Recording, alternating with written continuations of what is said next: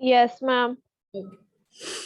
So इससे पहले we were studying data models, right? So we have discussed hierarchical model, what is its structure, then network model, उसका structure hierarchical model से better क्यों है network model, because उसमें ज़्यादा हम linkage show कर सकते हैं, ज़्यादा data के बीच में relationship show कर सकते हैं. अब जो हमारा ये है रिलेशनल मॉडल, ये जो है जो हम MySQL यूज करते हैं और Oracle यूज करते हैं, हम रिलेशनल मॉडल के स्ट्रक्चर के बेसिस के ऊपर डेटाबेसेस बनाते हैं. ठीक है. इवन जो आपके सब्जेक्ट का नाम है उसका क्या नाम है, रिलेशनल डेटाबेस मैनेजमेंट सिस्टम. वो इसलिए है क्योंकि हमने आपको relational database management system detail में पढ़ाना है. लेकिन उससे पहले आपको ये सारे बेसिक्स पता होने चाहिए कि और कौन कौन से टाइप के मॉडल होते हैं और रिलेशनल मॉडल हमने क्यों बनाना जो है वो शुरू किया. ठीक है. सो ये आप लोग रीड करोगे और मैं साथ साथ में आपको बताती हूँ. फर्स्ट पैराग्राफ रीड करो बप्रीत.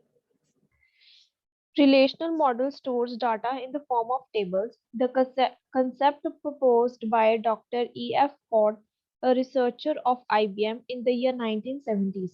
The relational model consists of three major components: the set of relations and set of domains that defines the way data can be represented, data structure; integrity rules that define the procedure to protect the data integrity; the operations that can be performed on data manipulation.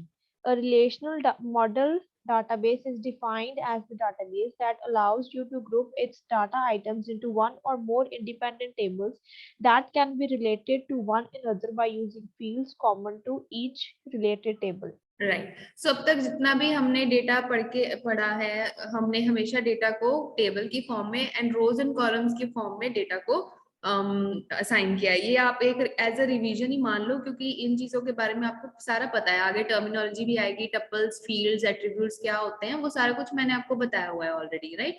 सो ये concept 1970s में introduce किया था. IBM जो company है उसमें एक researcher थे EF cord.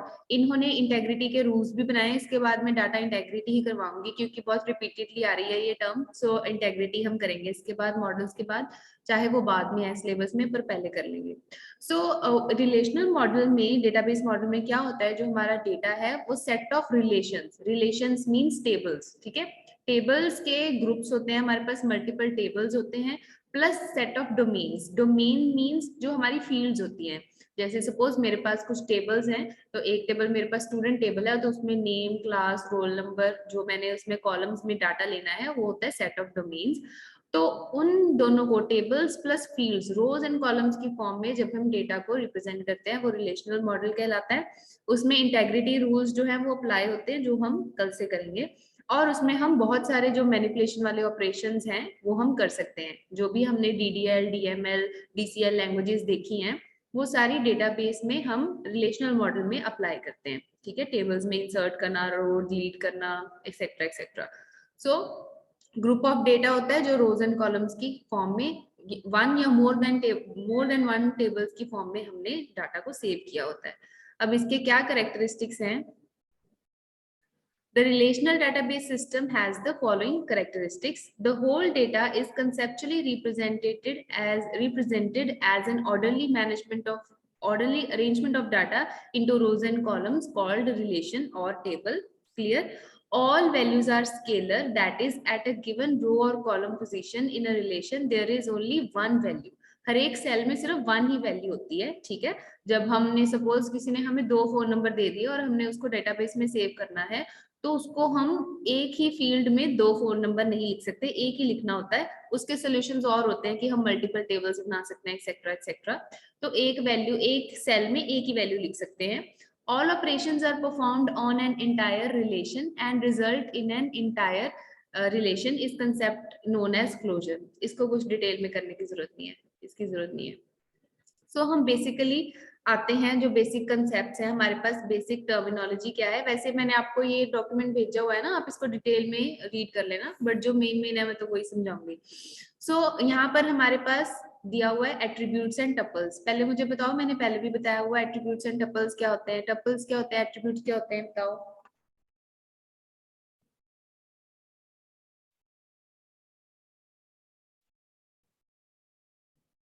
बोलो बच्चे. विनीत, जसकिरण. बताया तो था मैंने। मैम एट्रीब्यूट्स रोज होते हैं। नो,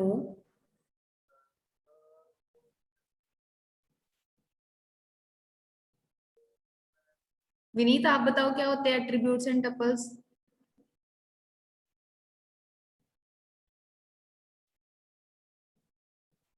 जसकिरण आप बताओ। हाँ विनीत बोलो,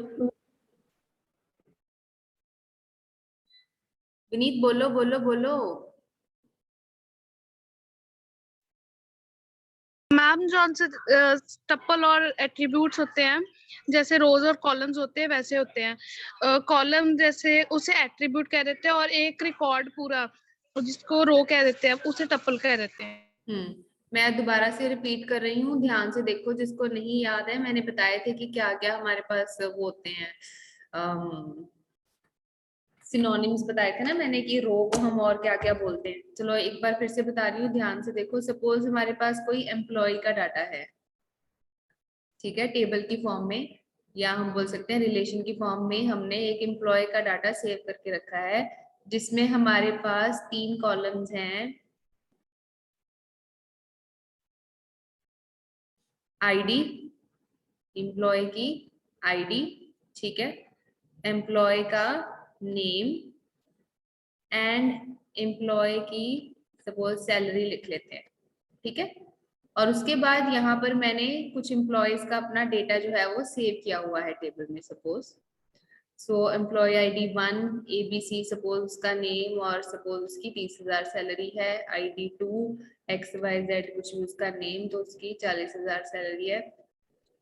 3 उसकी 30,000 सैलरी है, कुछ भी, ठीक है, 20,000 कर लो। इसमें हमारे जो भी रिकॉर्ड्स होते हैं, ये वाले जो हमने डेटा रिकॉर्ड करके रखा हुआ है, इसको हम क्या क्या बोलते हैं? टेबल के अगर स्ट्रक्चर के हिसाब से दाएं तो इसको हम रोज बोलते हैं, ये रोज हैं।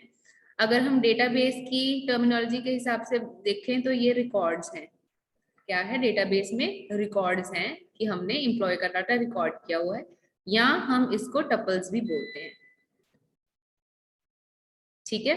रोज टेबल के स्ट्रक्चर के हिसाब से हम इनको रोज बोलते हैं ना, रो 1 2 3। इसको हम रिकॉर्ड्स भी बोल सकते हैं, या हम इसको टपल्स भी बोल सकते हैं डेटाबेस की टर्मिनोलॉजी के हिसाब से, ठीक है। अब ये जो हमारे पास टॉपिक्स हैं, जैसे कॉलम की हेडिंग्स हैं कि जिसके बेसिस पे हमने अपना डाटा फिल करना है, इनको हम क्या क्या बोलते हैं? इसको हम बोलते हैं फील्ड्स, ठीक है। डेटा के स्ट्रक्चर के हिसाब से ऑब्वियसली हम इनको कॉलम्स भी बोलते हैं, फील्ड्स बोलते हैं, या हम इनको एट्रीब्यूट्स भी बोल सकते हैं, ठीक है। ये होते हैं हमारे एट्रीब्यूट्स कि हमने कौन कौन सा डेटा फिल करना है, और जो डेटा हमने फिल किया उसको हम ये टपल्स बोलते हैं। इनको, ये पूरे रिकॉर्ड को हम टपल बोलते हैं। क्लियर हो गया अब? Yes ma'am. यहाँ पर वही सेम चीज दी हुई है कि ये बेसिक जो कंपोनेंट्स हैं इनके हमारे फॉर्मल नेम्स होते हैं डेटाबेस में। एट्रीब्यूट्स यहाँ पे इन्होंने एम्प्लॉय कोड, नेम और ईयर लिखा हुआ है, जिस ईयर में मे बी उसने मतलब जितने साल उसको हो गए काम करते हुए वो उन्होंने डाटा लिया हुआ है। और ये जो नीचे उन एम्प्लॉयज के रिकॉर्ड्स हैं वो हैं टपल्स, ठीक है। कोई भी please read this tuples of a relation. Vineet read करो।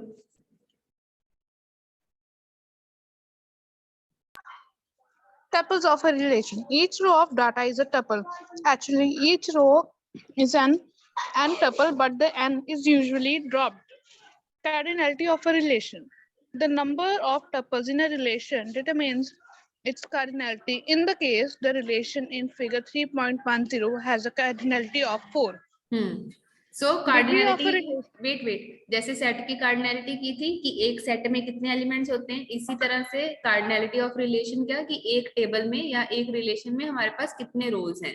तो ऊपर उन्होंने 4 जनों का डाटा लिखा है। अगर मैं इसकी बात करूं जो मैंने बनाया है, इसकी कार्डिनलिटी क्या है इस रिलेशन की?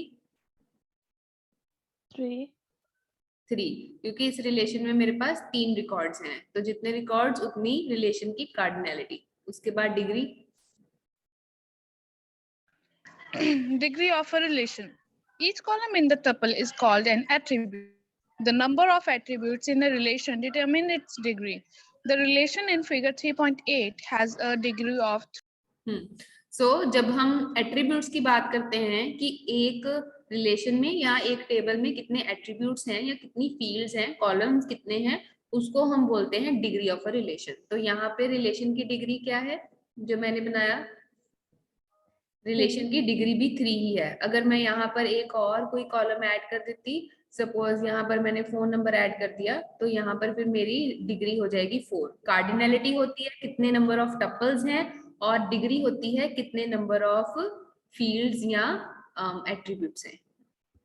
ठीक है, उसके बाद आता है डोमेन्स। ये मैं बताती हूँ, वैसे तो सिंपल ही चीज है। डोमेन मीन्स, पहले मैं अपनी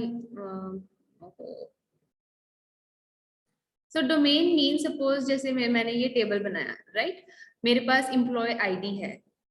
आप सोच लो कि डोमेन जैसे डेटाबेस में डेटा टाइप होते हैं ना हमारे पास प्रोग्रामिंग लैंग्वेज में, वही चीज होती है डोमेन की। अब मेरे पास एम्प्लॉय आईडी है, आईडी मोस्टली किस उसमें होती है, फॉर्मेट में होती है, मोस्टली हमारे पास नंबर्स में होती है ना। तो डोमेन मीन्स कि हम एम्प्लॉय आईडी की वैल्यू किस डोमेन की ले सकते हैं, हम इंटीजर ले सकते हैं या कैरेक्टर ले सकते हैं। अब जो नेम है वो ऑब्वियसली स्ट्रिंग में ही होगा, राइट। तो एम्प्लॉय नेम की डोमेन क्या होगी, मेरी करेक्टर होगा, कि मैं इसमें अल्फाबेटिकल ही लिख सकती हूँ चीजें। और सैलरी जो है, अगर मैंने उसको नंबर में लिखना है नंबर में लिख सकते हैं, अगर अल्फाबेट्स में लिखना है तो अल्फाबेट्स में लिख सकते हैं। सो ये होता है कि जो हमारा एट्रीब्यूट है उसकी क्या डोमेन है, उसको किस डोमेन में लिखना है, उसको नंबर में लिखना है या उसको हमने किस डाटा टाइप में लिखना है, वो होता है domain. So a domain definition specifies the kind of data represented by the attribute। attribute में कौन सी तरह का डेटा हम सेव कर सकते हैं, डाल सकते हैं, वो होती है डोमेन। ठीक है, more particularly a domain is a set of all possible values that an attribute may validly contain। एक attribute की वैलिड क्या क्या वैल्यूज हो सकती हैं, जैसे एम्प्लॉय आईडी समटाइम्स जरूरी नहीं होता, समटाइम्स जरूरी नहीं होता कि जो हमारी आईडी है वो उसमें सिर्फ नंबर्स ही हो। समटाइम्स आईडी ऐसे भी होती है A1 A2 A3, ठीक है ना, या XYZ 1 2। तो इस तरह से भी आईडीज होती हैं जिसमें अल्फाबेट्स और नंबर्स जो हैं वो मिक्स्ड होते हैं। तो वो हमें डिफाइन करना पड़ता है कि हमारा जो डेटा टाइप है वो मिक्स्ड है, सिर्फ न्यूमेरिकल है, नंबर है, या सिर्फ स्ट्रिंग है। तो जो भी पॉसिबल वैल्यू हम एट्रीब्यूट में भर सकते हैं वो होती है हमारी domain. Domains are often confused with data types, but it is inaccurate। बिल्कुल डेटा टाइप चलो मैंने आपको समझाने को बोला था, बट एग्जैक्टली डेटा टाइप नहीं होता है, क्योंकि इसमें हम फिक्स नहीं करते हैं। इसमें हमारे ऊपर होता है कि हमने जो हमारा एट्रीब्यूट है उसको उसको मतलब किस टाइप में लिखना है। हम उसको, ऐसा नहीं है कि अगर हमने ये क्या लिया था मैंने, सैलरी ली थी, तो उसको नंबर्स में ही लिखना है। हम उसको नंबर्स में भी लिख सकते हैं ऑब्वियसली, और हम उसको वर्ड्स में भी लिख सकते हैं। सो ऐसे फिक्स्ड या रिजिड नहीं होता इसमें, बस इसमें ये होता है कि उस एट्रीब्यूट में पॉसिबली हम लॉजिकली क्या वैल्यू उसमें, किस टाइप की वैल्यू हम उसमें भर सकते हैं, बस हमें वो देखना होता है। ठीक है, so data type is a physical concept while domain is a logical one. Number is a data type and age is a domain. To give another example, street name or son and surname might both be represented as text fields, but they are obviously different kinds of text fields। They belong to different domains। ठीक है ना, या फिर आप इस तरह से भी, जैसे उन्होंने एग्जांपल दी कि जो डेटा टाइप है डोमेन का वो है नंबर। ठीक है, नंबर एक डेटा टाइप है कि इसमें हम नंबर भी डाल सकते हैं। लेकिन जैसे एज है वो एक लॉजिकल कंसेप्ट है कि अगर हम मतलब डेटाबेस में उन्होंने बोला है कि आप एज एंटर करो, तो आप उसमें ईयर नहीं एंटर कर सकते, अपना बर्थ डेट नहीं एंटर कर सकते, तो आपको एज ही एंटर करनी है। तो लॉजिकल एट्रीब्यूट में अगर किसी ने आपको बोला फोन नंबर एंटर कर दो, तो आप उसमें एड्रेस नहीं एंटर कर सकते, या आपको किसी ने बोला कि एड्रेस एंटर कर दो, तो उसमें कोई और चीज नहीं आप एंटर कर सकते। ठीक है ना, तो आपने ये देखना है कि हमारा जो एट्रीब्यूट है हमने उसमें किस टाइप का जो डेटा है उसको उसमें फिल करना है। अगर किसी ने एजुकेशन फिल करने को बोली है तो हमें वही फिल करनी है। तो ये सारी चीजें हमारी डोमेन में आती हैं। ठीक है, इसके बाद ये जो इसमें इन्होंने एग्जाम्पल के साथ कुछ बताया होगा, कहानी सी बताई है, ये आप पढ़ लेना खुद। ठीक है, एग्जाम्पल बताई हुई है डिग्रीज की, पढ़ लोगे। ये डोमेन का मतलब क्लियर हो गया कि एट्रीब्यूट हमारा रिप्रेजेंट क्या कर रहा है, हमने उसमें उस कॉलम में भरना क्या है, ये हमें देखना पड़ना है कि वो उसकी डोमेन क्या है, उसके अकॉर्डिंगली ही हम डेटा इंसर्ट करते हैं या अपडेट करते हैं। डन।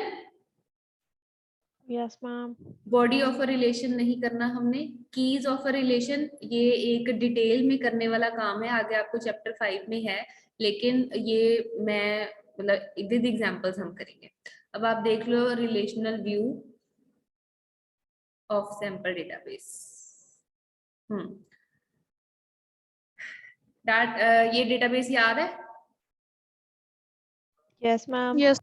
सो हमें इससे पहले उसको हायरार्किकल डेटाबेस में या नेटवर्क डेटाबेस में जिसको हमने कन्वर्ट किया था वो क्या था, हमारे पास रिलेशंस की फॉर्म में ही था ना, टेबल्स की फॉर्म में ही था. सो इस तरह से हम क्या करते हैं, जैसे इन्होंने दो मल्टीपल टेबल्स लिए हुए हैं, एक टेबल सप्लायर का है, एक पार्ट्स का है. अब ऊपर लिखा था ना कि मल्टीपल टेबल्स जो है वो आपस में रिलेटेड होते हैं, आपस में उनका रिलेशनशिप जो है हम उसको रिप्रेजेंट कर सकते हैं. तो शिपमेंट रिकॉर्ड्स क्या कर रहा है, बाकी दो टेबल्स का रिलेशनशिप दिखा रहा है. S1 P1 जो है, सप्लायर ने S1 ने P1 सप्लाई किया, कितनी क्वांटिटी सप्लाई किया. तो इस तरह से जो हमारा डेटाबेस है वो एक दूसरे के साथ इंटरकनेक्टेड होता है in the form of tables. ठीक है. उसके बाद रिलेशनल मॉडल के ऊपर इंसर्ट ऑपरेशन हम लगा सकते हैं, अपडेट ऑपरेशन लगा सकते हैं, ये आपने खुद पढ़ना है, वही सेम ही कंसेप्ट है सारा. और इसके एडवांटेजेस डिसएडवांटेजेस भी आपने खुद ही पढ़ने हैं, इसमें मेरा वो कोई इतना वो नहीं है, रोल नहीं है. ठीक है. अब हम आते हैं एक तरह से कंपैरिजन पे, इसकी समरी हो जाएगी. ये एक एक पॉइंट रीड करना है आपने और आपने मुझे समझाना है. जसकिरण फर्स्ट पॉइंट रीड करो. आपके सिलेबस में टॉपिक्स हैं relational model, hierarchical model, network model plus इनका कंपैरिजन. तो ये उनका कंपैरिजन है. ठीक है. इसी तरह से आपने करना है 3 कॉलम में. हाँ जी जसकिरण प्लीज रीड करो. Hierarchical data model. Relationship between records is of the parent-child type. Network data model. Relationship between records is expressed in the form of pointers or links. Relational data model. Relationship between records is represented by a relation that contains a key for each record involved in the relationship. Ma'am इसमें पहले वाले जो hierarchical model है, data model है, उसमें बताया कि हम जो है रिलेशनशिप जो हम बताते हैं रिकॉर्ड्स का, वो पेरेंट चाइल्ड के फॉर्म में बताते हैं कि पहले हम उनका क्या कहते हैं रूट बना के फिर उसके बाद उनके पेरेंट्स लिखते हैं और फिर चाइल्ड बताते हैं. और इसमें क्या कहते हैं जो है हम ज्यादा पेरेंट्स नहीं बना सकते. इनमें पेरेंट्स जो है वो 2 ही होते हैं और जो चाइल्ड है वो हम बना सकते हैं. पेरेंट एक ही और होता है, मतलब अगर जितने भी मल्टीपल चिल्ड्रन है उनका एक ही पेरेंट होना चाहिए. पेरेंट मतलब एक चाइल्ड के 2 पेरेंट नहीं बना सकते. वैसे तो मल्टीपल पेरेंट्स तो बना ही सकते हैं, एक चाइल्ड के 2 पेरेंट नहीं हो सकते. ठीक है. हाँ नेटवर्क मॉडल में क्या बोला उन्होंने? हम इसी तरह से उन्होंने बताया कि जो हम मैम हायरार्किकल डेटा मॉडल में मैम इसमें हम वो जो नहीं मैम नेटवर्क डेटा मॉडल में मैम इसमें हम बना सकते हैं पेरेंट जो है 2 बना सकते हैं. और रिलेशन डेटा मॉडल में मैम इसमें जो है हम रिलेशन जो है वो उनको रिलेशनशिप के फॉर्म में जैसे करते हैं. रिकॉर्ड्स में रिलेशनशिप बता सकते हैं ना, in the form of relations हम उसको रिप्रेजेंट कर सकते हैं. रिलेशंस मतलब टेबल्स की फॉर्म में रिप्रेजेंट करते हैं. सो हायरार्किकल मॉडल में पेरेंट चाइल्ड रिलेशनशिप शो करते हैं. नेटवर्क मॉडल में हम जो चीजें हैं वो चेन बनाते हैं ना, तो उसको बोल रहे हैं पॉइंटर्स और लिंक्स. हम एक दूसरे को लिंक करते हैं ना, जैसे नेटवर्क मॉडल का वो डिस्कस किया था, लिंक ही किया हुआ था पार्ट्स वालों को सप्लाई के साथ, एरोज उरोज लगा के पॉइंट की हुई थी चीजें, जो चीजें एक दूसरे के साथ रिलेटेड है. तो उसमें हम पॉइंटर्स और लिंक्स यूज करते हैं. और रिलेशनशिप जो रिलेशनल डेटाबेस है उसमें या रिलेशनल डाटा मॉडल है उसमें हम रिलेशंस यूज करते हैं, मतलब टेबल्स यूज करते हैं. नेक्स्ट पॉइंट विनीत रीड करो. Hierarchical data model. अरे वो Many to bar bar many बोलने की जरूरत नहीं है, बस पॉइंट्स रीड कर दो तीनों के. Okay, ma'am. Many to many relationship cannot be expressed in this model. वो कह रही है कि many to many मतलब जो भी चाइल्ड है उसके 2 नहीं पेरेंट्स हो सकते. एक पेरेंट्स और कितने चाइल्ड्स हो सकते हैं. मैनी 1 to many रिलेशन होगा पर मैनी टू मैनी रिलेशनशिप नहीं हो सकता. Many to many relationship can be easily implemented. हालांकि जो सा नेटवर्क मॉडल है उसमें मैनी टू मैनी बन सकते हैं, एक चाइल्ड के 2 पेरेंट्स हो सकते हैं. Relational many to many relationship can also be implemented, इसमें भी हो सकते हैं. नेक्स्ट भी पढ़ दो. It is a simple, straightforward and natural method of implementing record relationships. ये एक simple और सीधा और natural method है जिससे हम relationship सीधा सीधा बता सकते हैं. Relationship implementation is a very complex due to use of pointers. अब जो से network वाला है उसमें क्योंकि pointers और links use करते हैं इसलिए वो थोड़ा complex सा हो जाता है. Relationship implementation is very easy through the use of a key or composite key known as fields. अब जो से relational data base है उसमें हम तो fields मतलब use करते हैं तो इसलिए वो easy हो जाता है थोड़ा. टेबल की फॉर्म में इजी हो जाता है. उससे नेक्स्ट भी पढ़ो. This type of model is useful only when there is some hierarchical characteristic in the database. ये मॉडल तभी यूजफुल होगा जब थोड़ा सा मतलब हायरार्किकल कोई फीचर होगा. जैसे कि हम उसको पेरेंट चाइल्ड में रिप्रेजेंट कर भी पाए. लेकिन कुछ डेटा होता है जो एक दूसरे के साथ ज्यादा रिलेटेड नहीं होता है या जो रियल वर्ल्ड ऑब्जेक्ट्स हैं उनमें एक हायरार्किकल रिलेशनशिप या ट्री रिलेशनशिप किसी तरह से नहीं बन रहा होता, बड़ा स्कैटर्ड और बड़ा अनरिलेटेड डेटा होता है, तो उस फॉर्म में हायरार्किकल डेटा यूज हम नहीं कर सकते हैं. आगे network model is useful for representing such records which may have many to many relationships. अब network वाले में pointers और links. नेक्स्ट पढ़ो. Yes, relational model is useful for representing most of the real world objects and relationships among them. इसमें हम काफी सारे real life वो भी ले सकते हैं examples और हम implement भी कर सकते हैं. हाँ, जो हमारे रियल लाइफ का हमने डेटाबेस करना होता है, जैसे जो भी हम मैनेजमेंट सिस्टम बनाते हैं, यूनिवर्सिटी मैनेजमेंट सिस्टम, कोई भी डेटाबेस बनाते हैं बच्चों का, कोई भी बिजनेस अपना डेटाबेस बनाती है, कोई कंपनी अपना डेटाबेस बनाती है, वो हमेशा रिलेशनल मॉडल यूज करती है क्योंकि हम इसमें रियल वर्ल्ड की जो इंफॉर्मेशन है, जो डेटा है, उसको बहुत बेटर वे में रिप्रेजेंट कर सकते हैं. ठीक है, मुझे देखने दो अगर इसमें कुछ वो है. वही सेम चीजें उन्होंने रिपीट सी करी हुई है. On the basis of operation भी इन्होंने दिया है.